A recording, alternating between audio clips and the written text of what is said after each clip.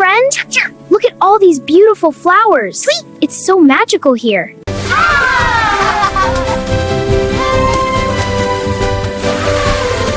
So you really think money changes people? No, it just exposes who they've always been.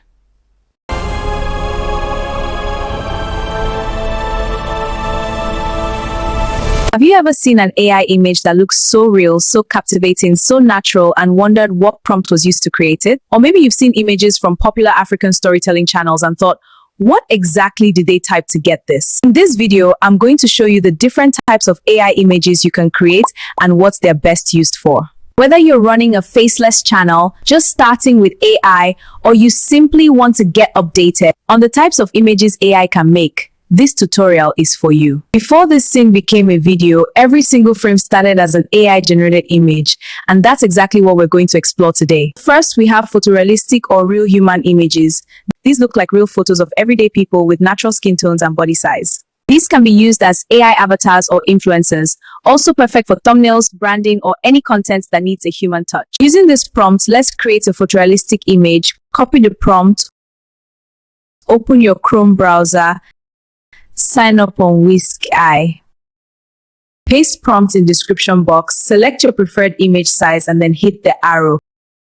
Now this is what a photorealistic image looks like. Next is 2D cartoon style. These images are colorful and looks like a storybook or children's illustration. It's perfect for children's storytelling, educational content, or simple visuals. Here's an example of cute animals in a storybook scene. This was created using Whisk AI. Number 3, we have 3D cartoon or Pixar-style images. These are 3D characters with depth, smooth textures, and soft lighting. This is the style you often see in popular children's channels like Cocomelon. Here's an example. Before this was made into a video, the image came first. Pixar-style images are also perfect for animated stories, African folktales, or face storytelling content or short films. Number 4 is Brat-style. These 3D images often have smooth skin, bold features, and a playful digital feel. It's very popular for explainer videos, faceless content, and modern storytelling. Here's an example of a Brat-style 3D character. Finally, we have fantasy or concept art. This style is dramatic, creative, and cinematic. It's perfect for storytelling, imagination, and visually powerful scenes. Here's an example with glowing elements and a magical atmosphere.